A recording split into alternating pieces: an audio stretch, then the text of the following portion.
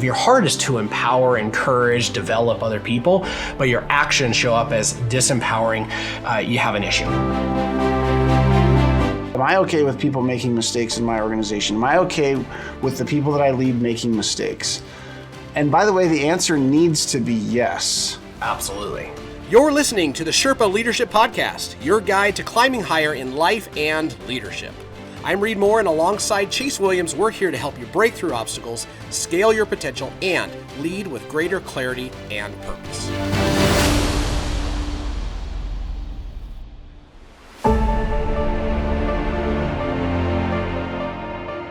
Hey everybody, welcome back to the Sherpa Leadership Podcast. I'm your host, Reed Moore, along with my co-host, Chase Williams. What's up, man? Hey man, it's good to see you again. Glad to be back. Yes. So as always, guys, we're here to help you climb higher in life and leadership. And we're so excited to be able to be on this journey with you and to talk about today's topic, which is another part of our I Serve leadership model. You'll be able to find all the information in the action guide to be able to help you go along with us in your leadership journey.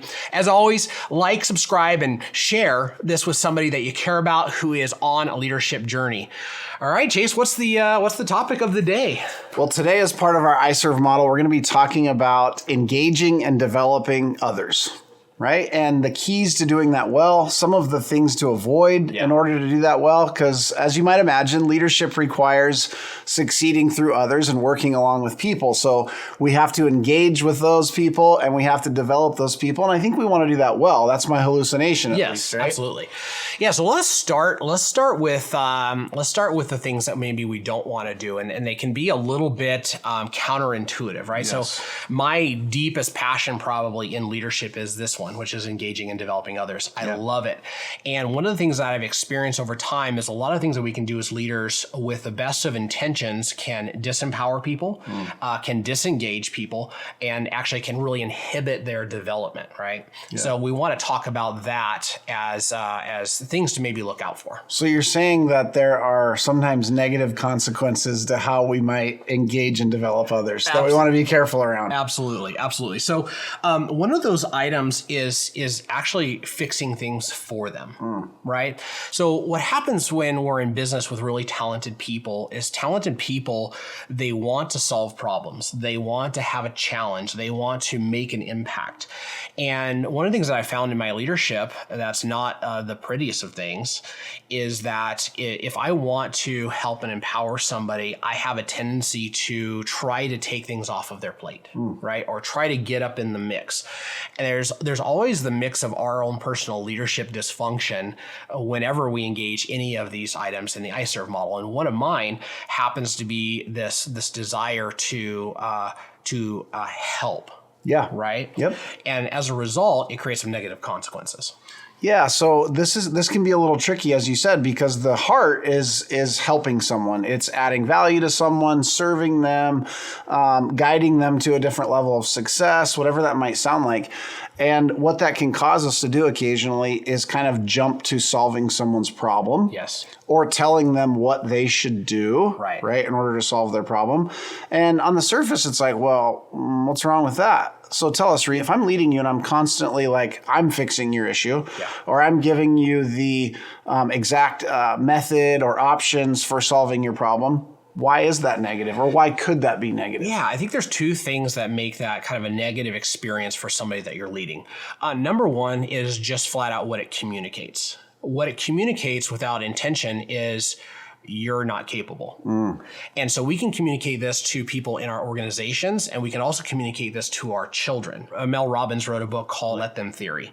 And my wife, Rebecca, has been helping other ladies specifically around this. But when parents come to the rescue of their kids over and over and over again, and that could be something like them dealing with severe anxiety, it could be them dealing with sleep issues, it can be dealing with things on like an athletic field. When the parent comes to the rescue, what they're telling their kids are, I don't believe that you're capable of solving this for yourself. Yeah. Right. And that's a real problem, because in kids, they don't necessarily have the frustration with the leadership. So for them, it shows up just purely as stunting their growth. Yep. Right. In leading capable people, it can show up as both. Yeah. Right. Which is very, very disempowering. And so if your heart is to empower, encourage, develop other people, but your actions show up as disempowering, you have an issue. Yeah. And so there's a couple of practical things to consider here, right? Because like you said, you can accidentally be stunting someone's growth and development by answering their question all the time, solving their problem all the time. And so what I would encourage you to do, because by the way, like when you add value to someone or you answer someone's question and you become the source, there's a little bit of dopamine hit that happens. It feels so good. It does feel so good, right? Like it literally does, right? Like physiologically even, right? Yeah. So you want to be aware of that, because the idea is if you thought that you feeling good was legitimately stunting someone's development, it might cause you to pause just for a second. Right. Right. And that's what I would actually encourage you to do before you solve someone's problem, before you answer every question they have for you, before you rescue a situation they might be in or something that they're struggling through. Just pause for a second. Yeah. And the second thing you can do is ask a great question. Yeah. And sometimes the question can be hard to ask because it's ultimately like putting the ball back in their court. Yes. Right. So if you come to me and say, hey, Chase, I have this problem. What should I do? And my urge, because it's going to feel good, is to be like, oh, Reed, I know what you should do. I've experienced this before. You should do this. Yes. What I want to do is pause and ask a question that might sound something like, well, hey, Reed, let me ask you first, what options have you considered? Yes. Right? Yeah. And here's the tricky part about this. I want to be candid. It might feel to the other person at first like you're withholding from them. Right. Because they might think you already know the answer, and you might. Yeah, absolutely. And so there's this little bit of tension that can occur that's like, I came to you with a question. I know you know the answer, and now you're answering me with a question. Yeah. Like, why don't you want to be my easy button? Mm-hmm. Right. And yes. so there can be a little tension there that you just have to like navigate through, because again, the idea is we're empowering someone. Right. We're helping them think differently. We're helping them continue to own that this is their challenge, that we want to support them in working through. Right. But we don't want to work it through for them. Right. Yeah. So from like a coaching perspective, when you engage in that moment, there's an opportunity to actually take more time, which is very, again, counterintuitive, because the issue is that if probably the second issue with this is, as a leader, I keep finding myself sucked back into other people's jobs. And I can't tell you the number of times I've heard leaders complain about having to do things for other people. The harsh reality of that is probably 80% of the time is actually not that person's issue. It's the leader's issue of being ready, willing, and able to jump back in. Yep. So when you have this moment, you're going to have to slow down to speed up. And that looks maybe something like being unwilling to answer that question, and being willing to ask at least 3 to 5 questions to try to draw them out. Now, there are times where the person can't put the two things together. Sure. Right. So kind of a pattern that's easy to follow is, I'm not going to answer this until I've asked 3 to 5 questions and I've told a story or a parable. Yeah. Right. So if somebody is stuck and you're just trying to figure out, like, I can't believe, internally you're having this moment of like, I can't believe you can't see this or figure this out. Mm-hmm. What you're going to do is you're going to step out of the issue and you're going to draw a parallel. You're going to tell a story from your past. You're going to tell some sort of a compelling story that has to do with these things, because their brain most likely will actually put it together in the story. And then you come back for the next question and say, okay, so how does that apply to this? Yep. Right. That's kind of an easy pattern to be able to slow down and just, like, hand behind your back, you're counting, 3 or 4 times. Yeah. Right. I think one of the things that you want to establish, right, as you're navigating this desire to engage and develop people, this skill of not solving their problem for them, is that you're kind of a safe place for these conversations. And you might even give someone some legitimate rationale for why you're responding this way. Yes. Right? Yes. So that they don't feel like this is odd, like Reed doesn't want to help me. It might sound something like, hey, Reed, listen, I'm so glad that you came to me with this, and I'd love to help you with it, but I'd like to ask you a few questions first, because I want you to know, like, my deepest passion is to help continue to develop and grow you in this role, your ability, your skill, etc. Yes. Right? It's okay giving someone rationale for the process you're about to go through. It adds color to what they're going to experience. Yes. So let me ask you a few questions first, right? It could sound something like that. Yeah, and one of the things that you did there that I think is so powerful is you did the first part of this, which is I engaged. Mm-hmm. So when we're talking about not giving answers, one of the mistakes that we can make is to not engage with them and not be fully focused and fully present, because that tells a different story. It doesn't tell the story of I'm engaging, or excuse me, I'm going to develop you. Right. It tells the story of I don't have time for you. Yeah, if I said something, if you brought me an issue and I said something like, Reed, that's not really my problem, that's why I hired you, fix it and let me know what you did. Okay, maybe on occasion that's appropriate, but that's demonstrating that like I'm not here to engage and develop you versus, okay, I'm glad you asked. Yeah. Let me ask you a few questions first. Let's think through this together. Yes. Engaging. Yes. Right? But then putting the ball back in their court, right? Another kind of skill or technique maybe you can use here is help them get out of their own headspace of the challenge that they're in and get into someone else's headspace, right? It might sound something like this. Hey, Reed, let me ask you, if you were coaching someone brand new on this same challenge, what would you say to them? Absolutely. It kind of removes them from like the weeds of what they're dealing with. And we all have this. Absolutely. This is why leadership and mentorship and coaching is so valuable, because someone can see it from a different angle. Right. Help them see their own challenge from a different angle. Yes. Because all of a sudden when they're like, well, what would I tell someone else about this? They start coming up with some of their own solutions. Yes. So a technique like that can actually be really supportive of that person without you solving their problem. Yeah. So the second piece of this kind of, it comes right in line with this. And one of the things that we can do is to actually remove their struggle. Ooh. Right. So what about that? What's so disempowering about that?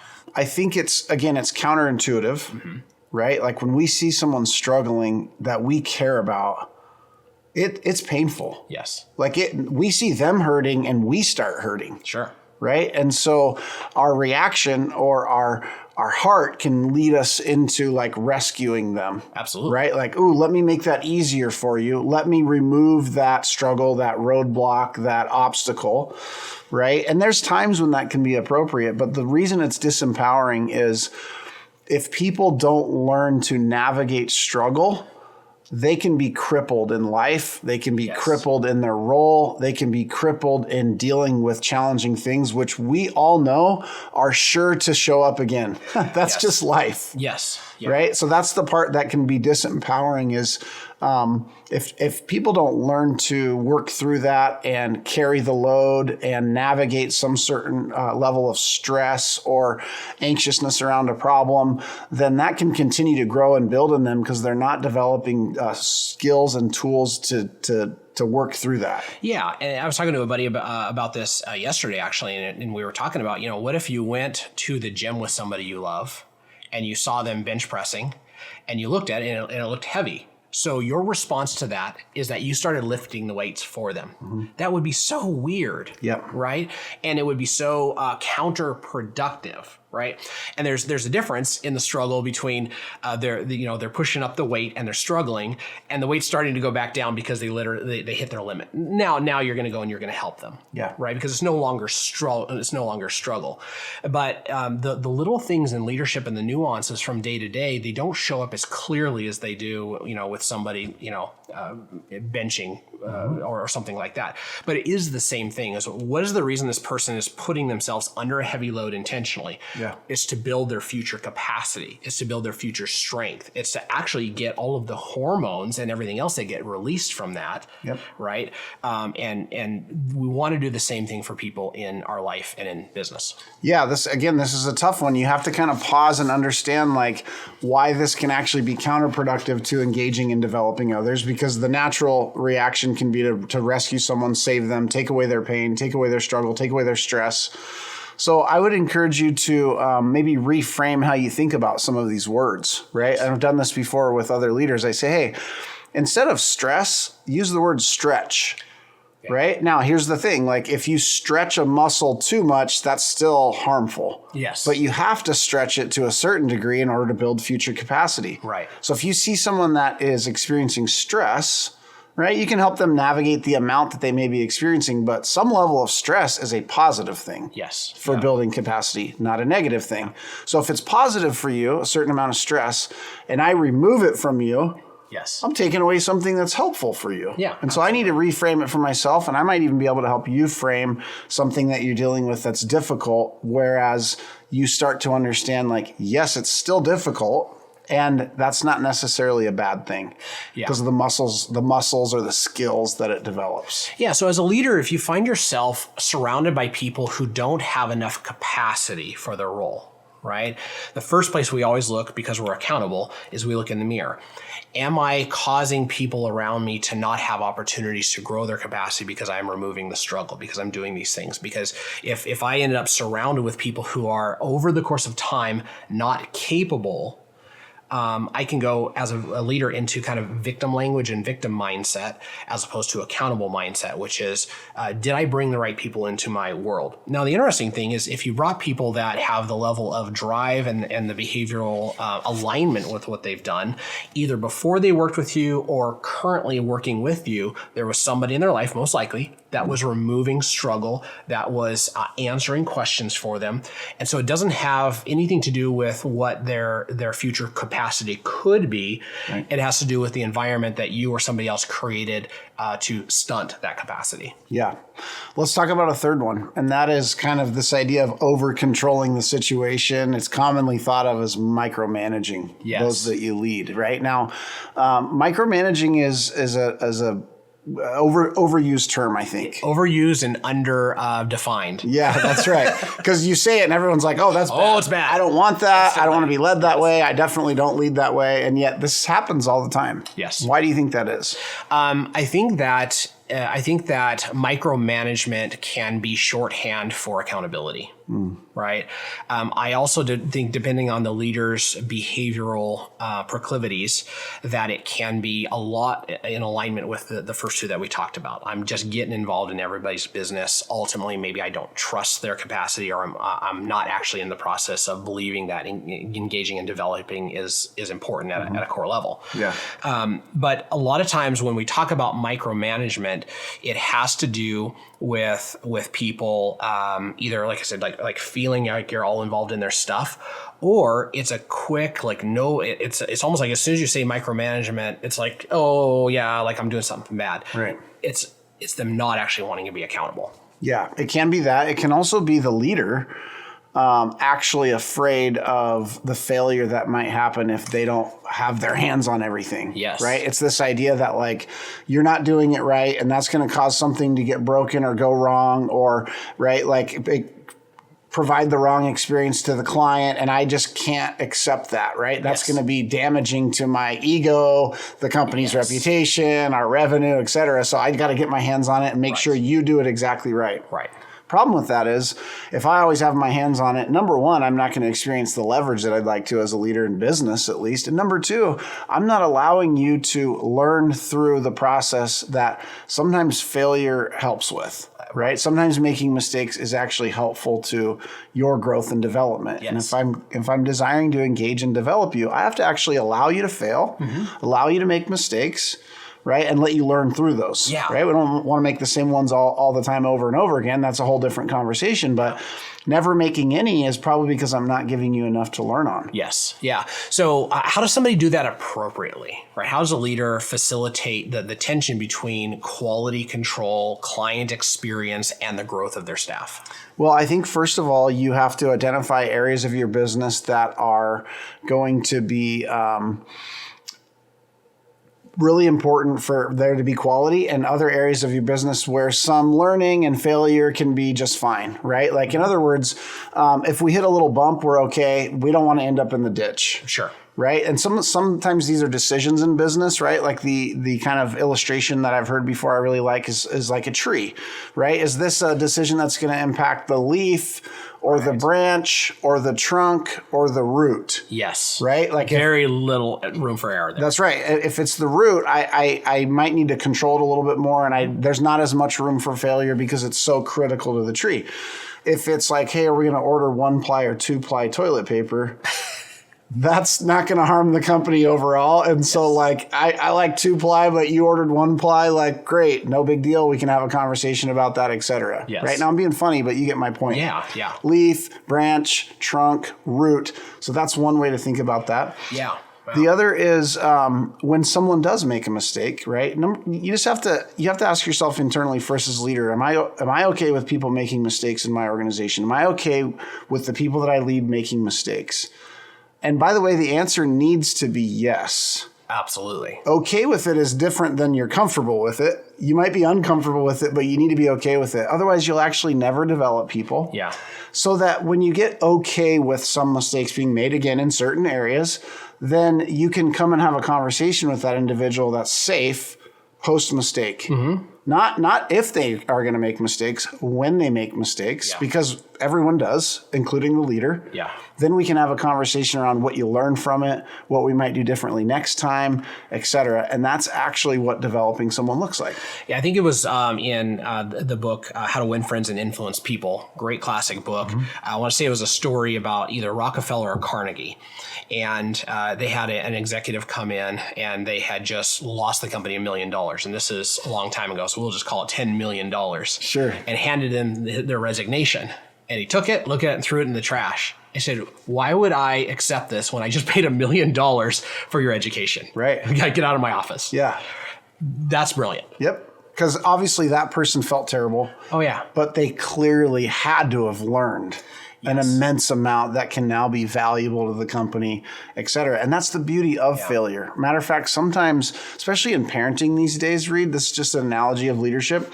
Sometimes we have to manufacture failure for our kids or manufacture scenarios where they may fail. Yeah. Right? Because if we don't, they never learn how to learn from mistakes because we don't let them make any. Right. They never learn how to pick themselves up after some level of failure, and it weakens them later on in life. Yeah. Right? I think that one of the hard things about that, I think Jordan Peterson talked about it, and that is you can't, as a parent, prepare kids for a utopia that doesn't exist. You have to prepare them for the real world that they're walking into.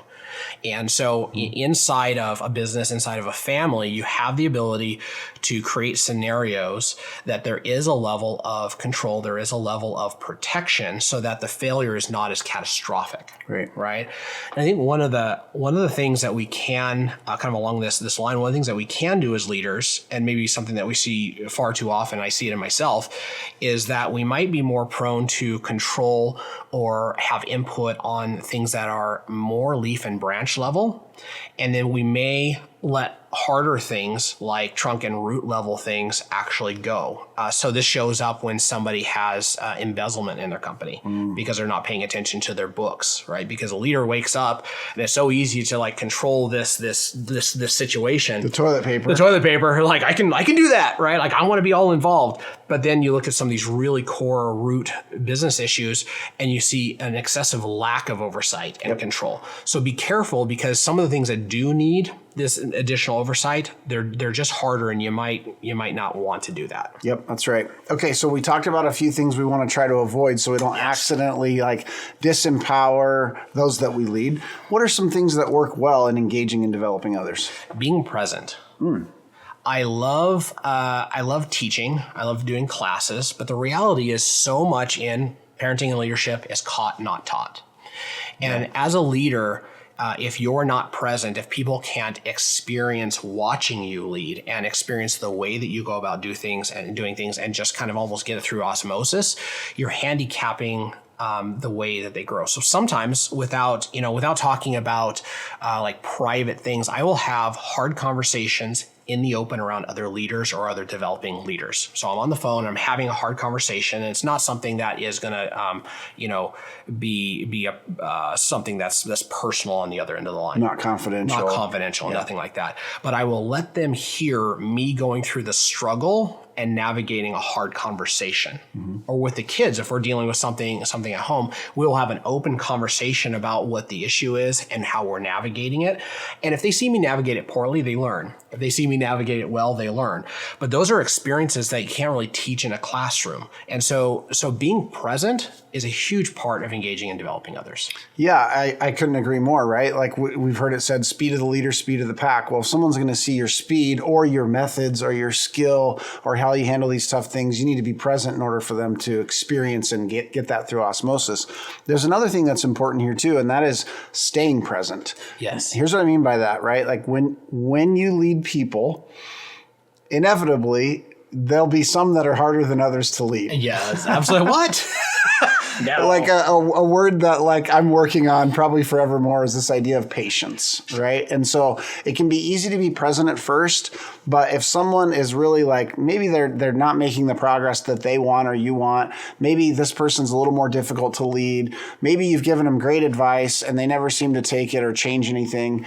Remember that as long as you're leading them, you need to lean into that relationship and being present with them, because the tendency can be to get frustrated and lean out. Yes. It can be to meet with them less or avoid these conversations with them because you think it's probably going to go like last time, which wasn't amazing, right? And quite frankly, like as a leader, you opted out of the right to not lean in and be present with them as long as you're leading them. Yeah. Right? And so like, yes, be present, but be present in those challenges. When you're feeling like you're leaning out, whether it's frustration or whatever, I encourage you to intentionally lean back in to either solve that or, worst case scenario, you at some point come to the realization together that it's not the right relationship. But as long as you're in it, you have to be leaning in and present. Yes, absolutely. One of the other things I think is important to do when you're engaging and developing others is to teach and to do some of the maybe more classroom, more structured things. And you can teach to technical skill, which is valuable, especially depending on what vertical you're in. But a lot of times you're working with people who either have technical skill or that's happening inside the organization, that's being developed. But teaching mindsets and more broad terms or broad things that create a foundation of understanding and how to navigate hard things, I found very, very helpful. So if I can teach core mindset principles and I can help somebody understand how to navigate hard things, not because they've been taught how to navigate that hard thing, but they've been taught how to navigate a myriad of hard things by using mental models and ways of thinking about things, I'm going to be able to get a lot out of the development of my people. Because if I teach, 5, 6, 10 models or 3 models, and that solves 50 different things for them, and we teach that, then I have 2 things. One is I have the ability for somebody over time to move into mastery and just solve those things for themselves easily. Yep. The other thing I have is I have a shorthand for when they come to me, they come to somebody else in the organization and they're trying to navigate a struggle, they have a concept that they can anchor to and quickly think through what applies and what doesn't apply and then get back to it. Yeah, so I want to come back to this word struggle, right? Because we talked about how removing their struggle can actually stunt their growth, disempower them. So how do we let them struggle well, or how do we create opportunities for them to struggle well in the right amounts? Yeah, so there's something we'll put it in the action guide called the growth control graph. Okay. It's great. It's a very, very simple model. But fundamentally, when we first start working with somebody, or when somebody's maybe younger or newer in their trajectory, I'm going to let them know right out of the gate that I'm going to have a high level of oversight and what might feel like a high level of control. And as they grow, my goal is to hand this off to you over time. And my ultimate goal is actually for you to have all of the control through growth and for me to relinquish control to you, right? That's the goal. Yep. And I had somebody showing me this before, and that is some of us, like, I'm like, hey, here, take the pen. And I just throw it to you and I'm out. Right. That's not good. You have other situations where I'm like, here, take the pen. This is yours. And I will not let go. Right. That's a problem. What I want to be able to do is I want to have an appropriate amount of tension, which is like, Chase, this is yours. No, this is yours. This is yours. This is yours. Okay. You got it. Have it. Yeah. And so this is easier said than done. Of course. And typically when you're the one who is in the place of control, you are going to have maybe a propensity towards not thinking somebody is growing as fast as they actually are. And the person who's growing is going to think they're growing faster than they are. Yep. So the tension comes when the 2 lines cross. Yeah. And this is a great place for conversation, for engagement, right? And this happens with kids, right? Your kids, your boys hit, 12, 13, 14, they're in puberty. They believe 100% that they're a man, and you believe 100% that they're a child, right? And you're both wrong. Yep. You're both wrong. You're both wrong. Yeah. One of the things you can think about in this process, in business especially, is create some objective measurements that define the growth. Yes. Because otherwise it's just always subjective. It's like, Reed, how do you feel? How do I feel? Those two things rarely align, Yes. right? And maybe if they do, we're both still wrong. Right. Versus like, not everything can be measured objectively, but a lot can. So like, hey, as we go through this process, Reed, of me handing this off to you, here's some key measures or metrics that will indicate to us, regardless of how we feel, that you're growing in this area. Right? That can be super helpful to this challenge or this process, right? So the other thing that I would encourage that can be helpful for developing people is create opportunities for ownership. Yes. Right? They, like if they feel like they own something in the business or things over time in the business, then sometimes it gives them an opportunity to step forward. Right. It gives them an opportunity to develop new skills.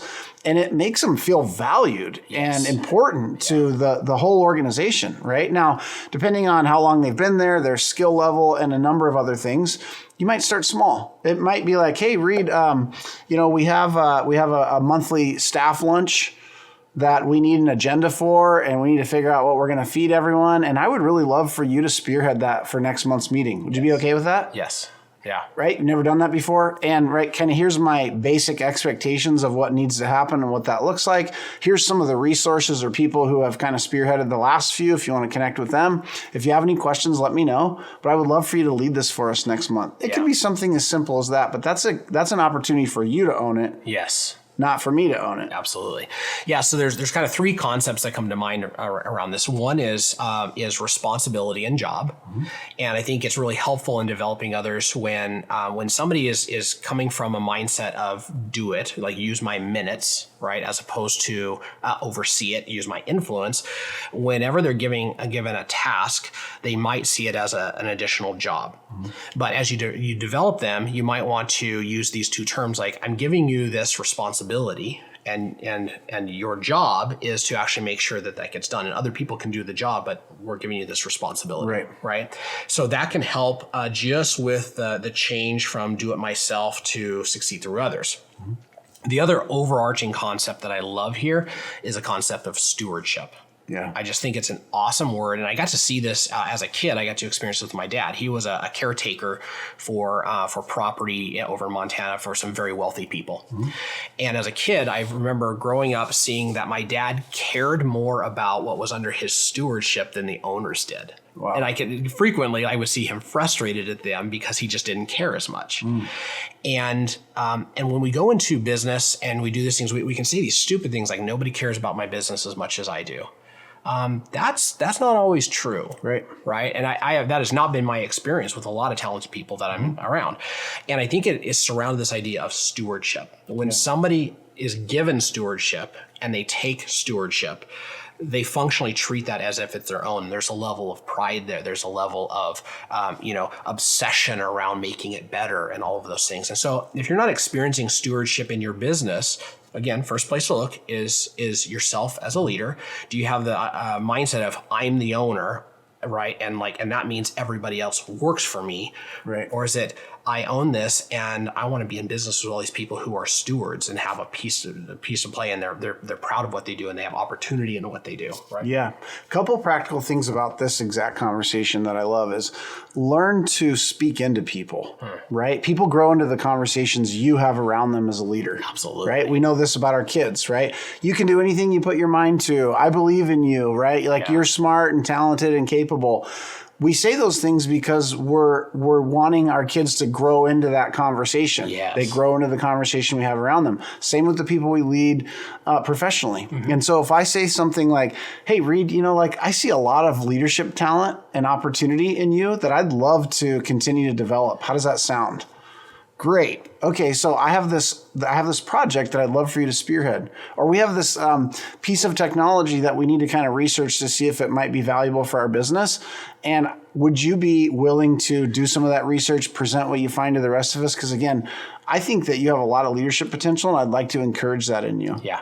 Absolutely. Right? I think you could run the company one day. That's another way of speaking into someone, right? Now, it might not be that specific or direct, but do you see my point? Yes. That way, when I'm starting to give you things that develop you, you understand why and that I believe in who you can become versus just another job, dumping something on your desk, right? Like using you as an employee, right? Which is not the goal. Yes. Yeah. So learn to speak into people and have conversations about where you see them going in the future, because it simply just supports then the hard work that is going to be required of them to develop and grow into that person. Yeah. So there's another nuance to that one of my business partners is exceptionally good at. And that is there are people in your organization that most likely are not going to step up to the plate to whatever this next level thing is. Mm-hmm.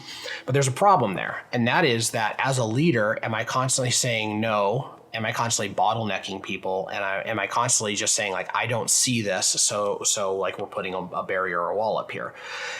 So we can do that as a leader. The other thing we can do is we can maybe even through fear think, oh my gosh, I need to provide more opportunity for this person who actually hasn't at this moment earned it. Mm-hmm. And so now I promote them, to the level of their incompetence. Right. So what Annie does is she will say yes to a trial. Mm-hmm. Or to something really hard. That's like, yes, you can do this. What do you think that looks like? How will we measure it? How will you know if you succeed or not? And what's the time frame? Right. And she'll give that person the liberty to either rise to the occasion, maybe even surprise her, right? Which can happen. So good for the whole organization. Love that. It's amazing. Or they self-discover that this isn't what they want. And a lot of times they don't announce like I failed. They just they don't do it, and then they go back to the thing that they're great at. Yeah. Right. It's really, really helpful. I realize that's not for me. I realize that's not for me. It's not your fault. I got the opportunity to find out. Yes. Yeah. If it's my fault and I'm the bottleneck, that becomes a problem. And it actually is a legitimate problem. Yeah. Right.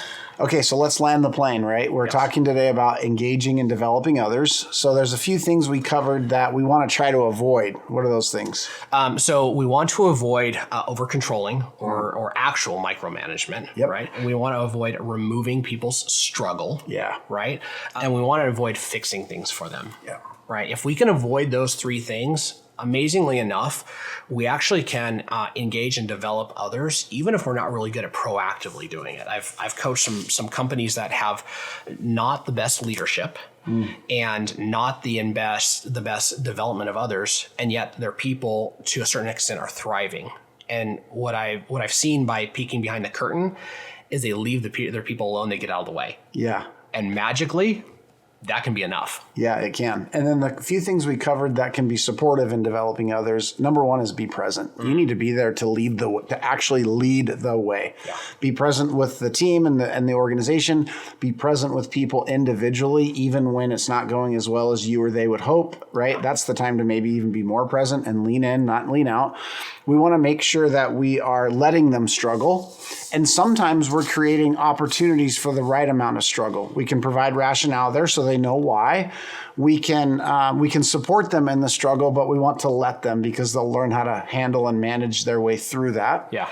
And then we want to create opportunities for ownership. Right. Right? Like if you truly want to develop people, give them opportunities to own certain things and then support them in doing that and just watch them bloom. I love it. Watch them bloom. I love it. Right. So if we were going to give this shorthand kind of to wrap it up, I would say here's a couple things. Your job as a leader, don't be a hero, be a guide. Yep. Right? Share your lessons, not just your outcomes. And lastly, create a culture where learning, failing, and trying again is normal and celebrated. You do those things, you're well on your way to engaging and developing others. You got it. Well, hey guys, if this leadership episode brought you value, we hope that you'll come back. And by the way, please like, share, subscribe, and maybe send this episode to another leader. For our action guides and more valuable information, you can always go to sherpaconsultinggroup.com. Remember, folks, leadership is a journey and every step you take matters. So keep moving forward with intention, and we'll see you next time. Take care, guys.